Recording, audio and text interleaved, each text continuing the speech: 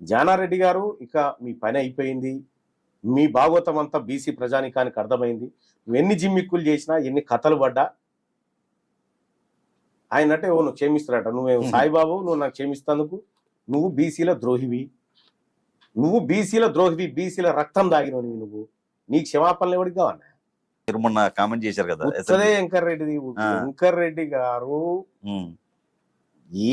ఎందుకు పనికిరాడు, ఇది నల్గొండ ప్రజానికానికి అందరికి ఎరక వట్టిదే. అందుకే ఆయనకు సినిమాటోగ్రఫీ మందం, ఆయన పనికొస్తాడు అంతే, మిగతా పెద్ద పెద్ద మాటల కాడ ఏం పనికిరాడు. నల్లగొండ జిల్లాలో 12 సీట్లు 12 సీట్లు నేనే గెలిపించాను, లోటపీస్ గెలిపిస్తాడు. రేపు ఆయన గెలవమని రా చూద్దాం. నల్గొండ కాడ ఓడగొడితేనే భువనగిరి దగ్గరికి తీసి అయ్యా అప్ప అని కాలు మొక్కితే గెలిపించారు. ఆయన నల్గొండ కానీ దిక్కులేదు, ఈయన 12 సీట్లు గెలిపించిన అడిగిన. వచ్చే ఎన్నికల్లో బీసీలకి ఎక్కువ సీట్లు ఇస్తారని చెప్పి కేసీఆర్ అంటే మీరు సపోర్ట్ చేస్తారా? లేదు.